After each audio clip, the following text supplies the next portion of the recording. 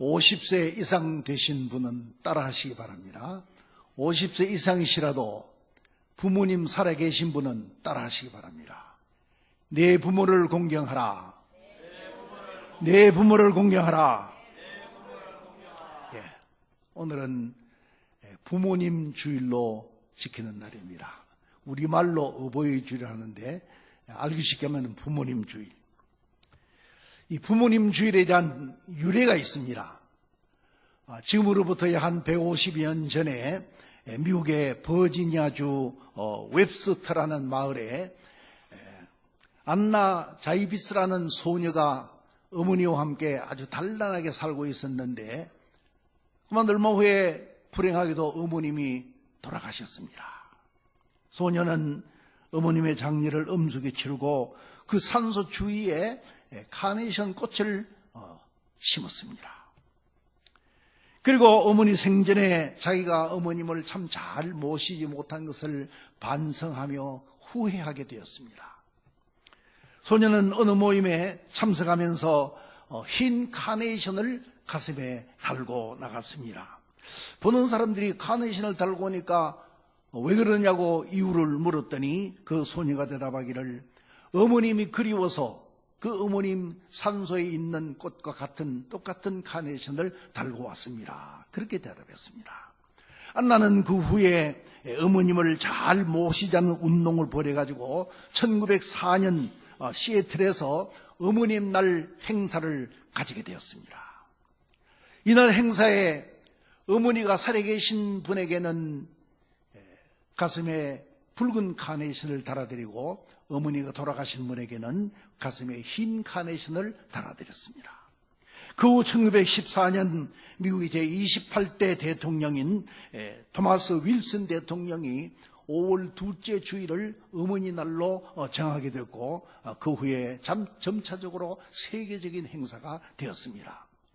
우리나라에는 1956년에 이 어머니 주일로 정부에서 5월 8일을 어머니 날로 정하고 그 후에 명칭을 이제 어머님뿐이 아니라 아버지까지 부모님 다 통칭해서 어버이날로 그렇게 정하게 되었습니다.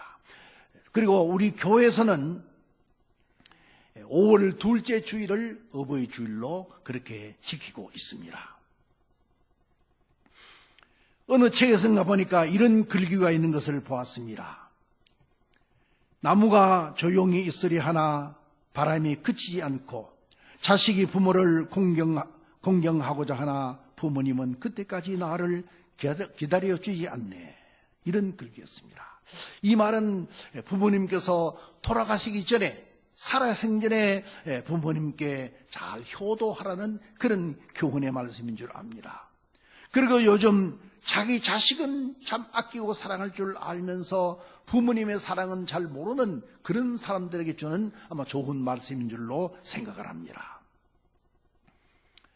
어머니의 사랑에 대한 재미있는 이야기가 있습니다. 하나님께서 한 번은 천사를 세상에 내려보내면서 세상에서 아주 아름다운 것을 찾아오느라 그렇게 보냈습니다. 천사가 한참 동안 세상을 다니다가 세상에서 아주 아름다운 것 3가지를 찾았습니다. 첫째는 그 아름다운 꽃을 찾았고 또 하나는 그 어린 아기의 아름다운 웃음, 또 그다음에 하나는 어머니의 사랑이었습니다. 천사는 이 3가지를 이제 수집한 것을 자기의 광주리에 담아가지고 하나님께 갔는데 하나님께 가는 동안에 기간이 걸려서 그만 꽃은 시들어버리고 아기는 얼마쯤 자라가지고 그 아름다운 웃음이 없어져 버리고 그러나 어머니의 사랑은 그대로 있었다고 하는 것입니다. 이와 같이 어머니의 사랑은 언제나 변치 않는 사랑입니다. 가장 아름다운 사랑이고 가장 숭고한 사랑이며 가장 언제까지나 희생하고 헌신적인 그런 사랑입니다.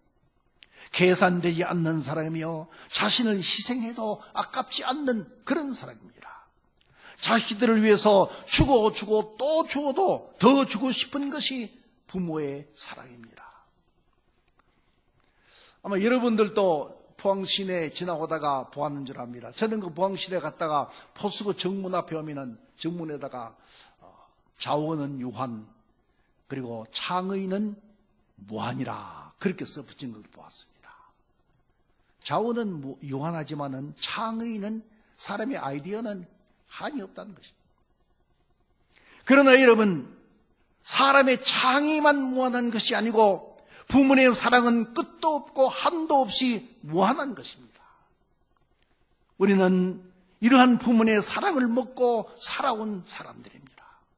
사랑이 있으므로 우리는 생명을 얻게 되고, 사랑이 있으므로 이 사랑은 많은 이제 밝은 복된 세상이 될 수가 있는 것입니다.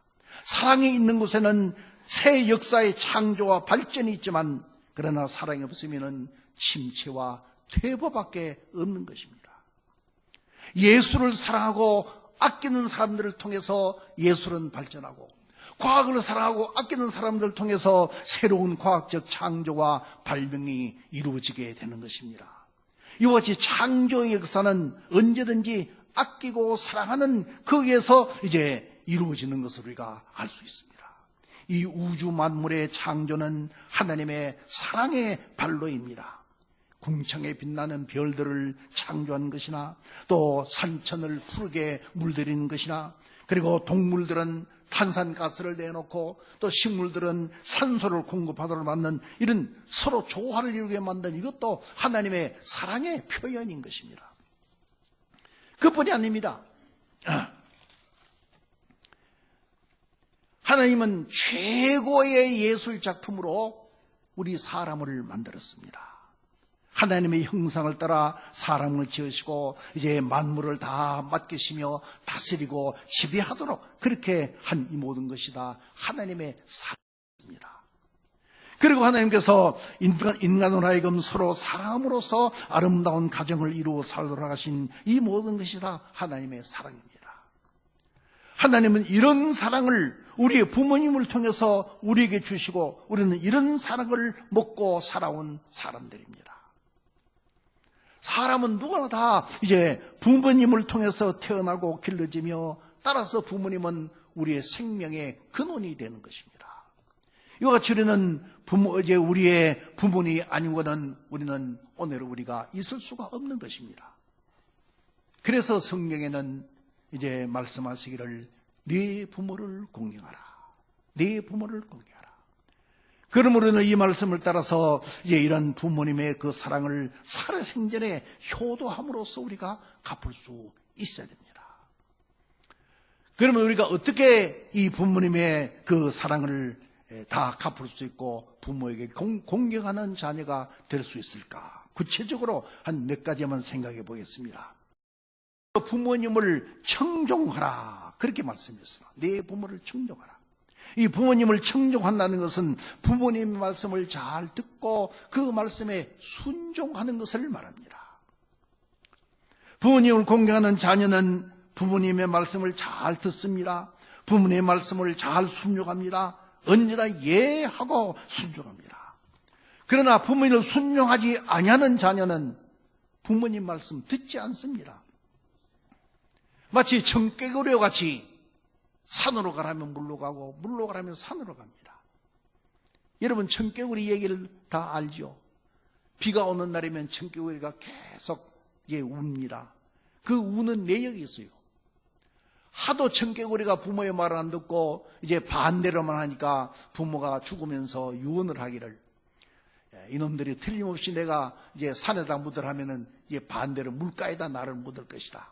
그래서 의뢰에 이제 지리 심작을 하고 나를 죽거들랑 물가에다 묻어라, 그렇게 유언을 했어요.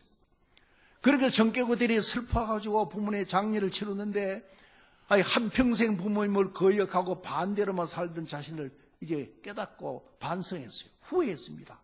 어머님이 부모님이 돌아가면서 마지막 유언을 했는데 이 유언만 우리가 지키자. 그래서 물가에다가 장례를 치르고 산소를 쳤어요. 비가 오는 날이면은 이 묘가 떠내려가고 싶어가지고 청개구리들이 자꾸 운다고 하는 것입니다. 청종하는 것이 얼마나 귀한지 모릅니다. 청종이란 하나님과 인간과의 관계, 또 스승과 제자의 관계, 부모님과 자식과의 관계를 결정짓는 중요한 요소가 되는 것입니다. 청종이 없으면 이 모든 관계는 다 깨어지고 맙니다. 청종하면 관계가 정상으로 바로 되지만 청종하지 않으면 그 관계는 깨어지게 되는 것입니다. 우리가 하나님의 말씀은 청종하면 하나님 백성이 되고 잘 되지만은, 그러나 반대로 청종하지 아니하면은 이제 하나님은 재앙을 내리십니다. 오늘 본문 말씀의 22절에 너 낳은 어미에게 청종하라고 하신 말씀은 이제 아버지가 하시는 그 말씀을 잘 듣고 그 뜻을 따라서 순종하며 살아라고 하는 그런 말씀입니다. 요한복음 8장 47절에서 예수님 말씀하시기를 하나님께 속한 자는 하나님의 말씀을 듣나니 너희가 듣지 아니하면 하나님께 속하지 아니하였음이로다. 또 요한복음 10장 27절에는 내 양은 내 음성을 들으며 나는 저희를 알며 저희는 나를 따르느니라, 그렇게 말씀했습니다. 하나님께 속한 자는 하나님의 말씀을 듣고 목자의 기르는 양은 그 목자를 음성을 듣고 잘 따릅니다. 그와 같이 자녀된 우리는 그 부모님의 말씀을 잘 듣고 순종하는, 청종하는 자가 되어야 되는 것입니다.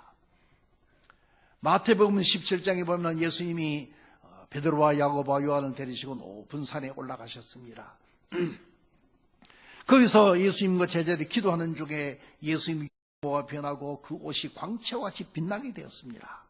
그리고 하늘에서 음성이 들려오기를 이는 내 사랑하는 아들이요 내 기뻐하는 자니 너희는 저의 말을 들으라. 너희는 저의 말을 들으라. 하나님은 예수님의 제자들에게 스승의 말을 잘 들으라고 그렇게 말씀했습니다. 신하가 왕을 잘 섬기는 것은 그 왕명을 잘 받들어 이제 따르는 것입니다. 제자가 스승을 잘 공경하는 것은 스승의 말씀을 잘 듣는 것입니다. 이와 같이 자식은 부모님의 말씀을 잘 듣고 그것을 순종해야 합니다. 그것이 부모님을 공경하는 것입니다. 군생활 불만을 푼 한 군인이 무슨 불만이 있었는지 모르지만은 총을 훔쳐가지고 탈영을 했습니다. 탈영을 잡으려고 이제 출동된 군인들과 경찰관들이 포위되었는데 얘가 그만 다급하니까 어린아이를 붙들고 어린아이에게 총을 겨누고 인질로 잡고 있습니다. 부대장이 자수를 권하고 또 소대장이 아무리 달래도 듣질 않습니다. 이 소식을 들은 어머니가 시골에서 쫓아와서 이제 아들에게 말하기를 얘야 자수해라, 자수해라, 어머니다 자수해라. 그리고 울음을 터뜨리니까 그만 그 군인은 총을 버리고 아이를 놓아 주었습니다. 누구나 어머니 앞에 가면은 착해지고 강도라도 어머니 앞에서는 무릎을 꿇게 되는 것입니다. 부모님 말씀을 잘 듣는 것이 자식이요, 또 부모님 말씀 잘 듣는 것이 곧 공경입니다. 간절히 바라기는 부모님 말씀을 잘 청종함으로 부모님을 공경하는 여러분들이 되시기를 바랍니다.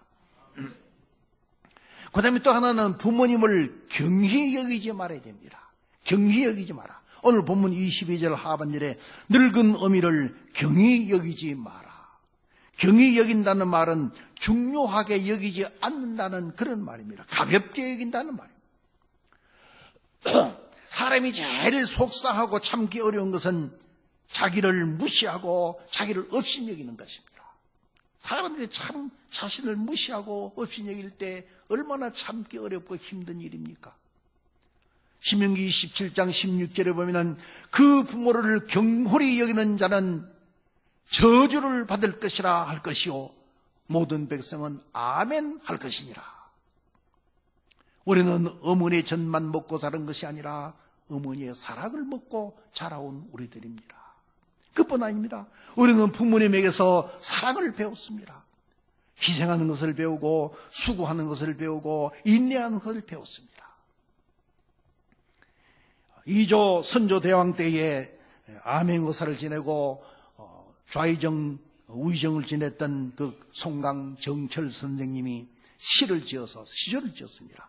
어버이 날 낳으시고 어머님 날 기르시니 두 분 곧 아니시면 이 몸이 살았을까. 하늘 같은 가없는 은혜를 어디 되어 갚사오리. 이렇게 그 부모님의 은혜를 감사하면서 시조를 지어 읊었던 것입니다. 잠언 15장 20절에 보면 지혜로운 아들은 아비를 즐겁게 할 것이요 미련한 자는 어미를 업신 여긴다. 그렇게 말씀했습니다. 어미를 업신 여기는 어리석은 자, 미련한 자에게는 하나님께서 재앙을 내는 것뿐입니다. 우리가 10계명을 잘 압니다. 10계명 중에 첫째부터 4계명까지는 하나님을 공경하는 계명이고, 또 그 다음에 5번째부터 10번째 10계명은 사람을 공경하는 계명입니다. 사람을 공경하는 계명 중에 제일 첫 번째 제5계명이 네 부모를 공경하라. 그런 계명입니다. 이 말씀은 우리가 부모님을 공경하는 것이 얼마나 중요한 것인가를 우리에게 가르쳐주고 있는 말씀입니다. 우리가 하나님을 공경하는 것은 그가 모든 것을 지으시고 독생자를 통하여 우리를 구원해 주셨기 때문입니다. 우리 자식이 부모님을 공경하는 것은 자식을 위해서 당신들의 모든 것을 다 희생하셨기 때문입니다. 하나님의 사랑과 부모님의 사랑, 이 두 가지는 가장 크고 변치 않는 사랑입니다. 친구가 나를 사랑하는 것은 나의 어떤 장점이 있기 때문입니다. 남녀가 서로 사랑하는 것은 서로가 매력이 있기 때문입니다. 그러나 나의 장점이 없어지고 나에게 매력이 없어진다면 그 관계는 시들해지고 맙니다. 그러나 부모님의 사랑은 이제 나에게 자식에게 장점이 있어서도 아니고 매력이 있어도 아닙니다. 오히려 자식이 약해지면 부모님의 사랑은 더 강해지고, 자식이 아파하면 이제 당신은 더 아파하십니다. 그래서 출애굽기 21장 15절에는 자기 아비나 어미를 치는 자는 반드시 죽일지니라. 출애굽기 21장 17절에도 그 아비나 어미를 저주하는 자는 반드시 죽일지니라. 이것이 구약시대에 부모를 공경하지 아니하는 자에게 내리는 징벌이었습니다. 간절히 바라기는 부모님을 경히 여기지 말고 존중히 여김으로써 부모를 공경하시기 바랍니다. 마지막으로 한 가지 있습니다. 마지막으로 부모님을 즐겁게 해드리는 것이 공경입니다. 오늘 본문 25절에 네 부모를 즐겁게 하며 너 낳은 어미를 기쁘게 하라. 그렇게 말씀했죠. 용돈이나 조금 주는 것, 그것만으로 이제 부모님을 공경하는 것이 아니라 마음을 즐겁게 드려야 되는 것입니다.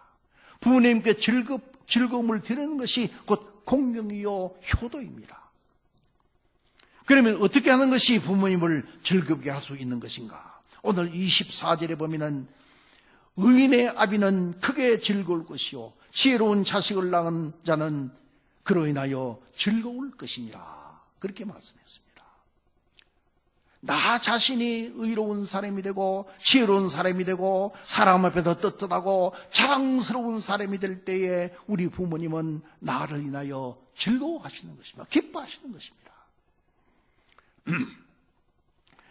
어버이날에 아들에게서 편지를 받은 어머니가 있었습니다. 잘 표현하지는 못하지만 두 분께 늘 감사하고 있습니다. 이 마음 항상 간직하고 살면서 날마다 거듭 태어나겠습니다. 아버지는 제 인생의 스승이시고 위대한 좋은 자라고 생각합니다. 생활 속에서 직접 몸으로 가르치시는 아버지의 염려와 사랑에 감사하다는 말밖에 드릴 게 없습니다. 어머니는 욕심 없이 살아가라는 방법을 가르쳐 주셨습니다. 많은 것을 바라지 말고 있는 것을 가지고 감사하며 행복하게 사는 지혜를 어머니가 저에게 주신 자산입니다. 이 어머니는 아들의 편지를 읽으면서 그 아들이 너무 고마워서 눈물을 흘렸습니다. 자식들이 바르게 자라서 이제 올바르게 자라는 것을 볼 때 그 부모님들은 즐거워하십니다. 자식들이 올바른 사람이 되고 지혜로운 사람이 되고 의로운 사람이 될 때 부모는 기뻐하시고 행복해 하십니다. 그러나 자식이 이제 올바로 살지 못할 때 부모님은 오히려 고통을 당하게 됩니다. 아들이 상을 받으면 그 아들보다 부모님이 더 기뻐합니다. 아들이 출세하게 되면 부모님은 저 시골 구석에 계셔도 자기가 출세한 것처럼 기뻐하십니다. 이와 같이 아들의 성공은 곧 부모님의 성공이요, 아들의 출세는 곧 부모님의 출세와 앞으로 이어지는 것입니다. 하나님께서 우리 성도를 통해서 이제 영광 받으시기를 원하시는 것처럼 우리의 부모님들은 우리 자식들을 통해서 기쁨을 받으시기를 원하고 계시는 것입니다. 그러므로 자식된 우리는 이제 우리를 통하여 부모님께서 기뻐하시고 즐거워하실 수 있도록 우리는 부모님을 공경하고 우리 자신들이 의롭고 우리 자신들이 올바르고 우리 자신들이 떳떳하고 자랑스러운 인물들이 될 수 있어야 되는 것입니다. 자식들이 말썽 없고 남에게 자랑할 만한 자식이 된다면 그 부모님들은 참으로 고개를 들고 다닐 수 있지만은 자식들이 그렇지 못하고 부끄러운 자식이 될 때 그 부모는 사람들 앞에서 고개를 들지도 못하고 다니는 것입니다. 올바른 사람은 자신의 욕망을 다스립니다. 그러나 올바르지 못한 사람은 욕망이 그 사람을 다스려야 됩니다. 자신의 욕망을 다스리지 못한 사람은 그 욕망에 사로잡혀가지고 올바른 사람이 될 수가 없습니다. 생각이 올바르고 건전할 때 그 자식은 잘 될 것이고, 그렇게 자식이 잘 되는 것을 보는 그 부모님은 가장 만족해야 되는 것입니다. 우리나라 성리학을 집대성한 그 정철 선생님, 그가 남긴 일화는 우리에게 여러 가지를 깨우쳐 주고 있는데, 그가 노년에 이제 왕에게 나아가서 자기 벼슬자리를 내어놓으면서 이제 시골에 가서 살고 싶다고 그렇게 말했습니다. 그러면 임금님이 그 이유를 묻자 퇴계 선생은 고향에 어머님이 계시는데 얼마 남지 않은 어머님을 이제 모시고 편안하게 잘 살고 싶다고 그렇게 이제 말했습니다. 그러니까 임금님은 그러면 그 어머님을 서울에 한양에 모시고 오면 안 되겠느냐고 물었습니다. 그러나 퇴계 선생은 자기 어머니는 시골에서 태어나가지고 흙과 더불어 한평생 살아온 어머니이기 때문에 서울에 한양에 데려오면 오히려 어머니에게 불편과 부담을 주게 될 것이라고 사역을 했습니다. 그러니까 이 임금님도 어찌할 수 없이 퇴계 선생의 그 사임을 받아들일 수밖에 없었습니다. 이처럼 유교에서는 예로부터 효도를 나라에 대한 충성보다도 더 귀중하게 여겼습니다. 그러나 서구 문명이 범람에 들어오면서 이제 효 사상이 점점 이제 퇴색되기 시작했습니다. 변질되기 시작했습니다. 서양에서는 이제 남편과 아내의 윤리를 중하게 여기고, 또 동양에서는 그 부모와 자식의 윤리를 중히 여겼습니다. 그러나 우리 기독교는 이 두 가지를 다 중요하게 여깁니다. 그러므로 우리는 이제 부모님의 은혜와 사랑을 이제 결코 잊어서는 안 되는 것입니다. 사람이 하나님을 기쁘시게 하는 것은 우리의 믿음입니다. 자식이 부모님을 기쁘시게 하는 것은 이제 부모님을 공경하는 것입니다. 부모님 공경은 기쁘시게 하고 부모를 즐겁게 해드리는 것이 곧 부모 공경입니다. 어느 책에 보니까 이런 글이 있는 것을 보고 너무가 좀 감동이 돼서 옮겨왔습니다. 제목이 엄마는 그래도 되는 줄 알았습니다 하는 그런 제목입니다. 엄마는 그래도 되는 줄 알았습니다. 하루 종일 밭에서 죽으라 힘들게 일해도 엄마는 그래도 되는 줄 알았습니다. 찬밥 한 덩이로 대충 부뚜막에 앉아 점심을 때워도 엄마는 그래도 되는 줄 알았습니다. 한겨울 냇물에 맨손으로 빨래를 방망이질 해도 엄마는 그래도 되는 줄 알았습니다.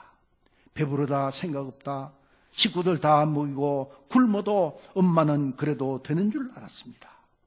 발 뒤꿈치 다 헤어져 이불이 소리를 내도 엄마는 그래도 되는 줄 알았습니다. 손톱이 깎을 수차 없이 닳고 문드러져도 엄마는 그래도 되는 줄 알았습니다. 할머니 보고 싶다, 외할머니 보고 싶다 해도 그것이 그냥 넋두리인 줄만 알았는데, 한밤중에 깨어 방구석에서 소리 죽여 한없이 울던 그 엄마를 본 후로는 엄마는 그러면 안 되는 줄 비로소 깨달았습니다. 사랑하는 성도 여러분, 부모는 그래도 안 됩니다. 그러면 안 됩니다. 부모는 그래도 되는 것이 아닙니다. 부모는 그렇게 굶주리고 그렇게 고생하고 참고 견뎌도 되는 것이 아닙니다. 그러므로 부모님의 그 사랑에, 그 은혜에 우리는 잊지 말고 효성을 다하여 공경하시기 바랍니다. 그 사랑과 은혜는 우리의 평생 두고 갚아도 다 갚지 못할 은혜요 사랑입니다. 부모님의 말씀을 잘 듣는 자가 되시기 바랍니다. 늙은 부모님을 경히 여기지 마시기 바랍니다. 부모님을 즐겁게 들으시기 바랍니다. 부모님이 자식된 우리를 바라보면서 기뻐하실 수 있게 해 주시기 바랍니다. 여지 부모님을 잘 공경함으로 하나님이 약속하신 은혜와 복을 받아 누리는 성도들이 되시기 바랍니다. 네 아버지와 어머니를 공경하라. 이것이 약속 있는 첫 계명이니 이는 내가 잘되고 땅에서 장수하리라. 이런 은혜와 복을 받는 온 성도들이 되시기를 주님의 이름으로 축복합니다. 기도드리겠습니다.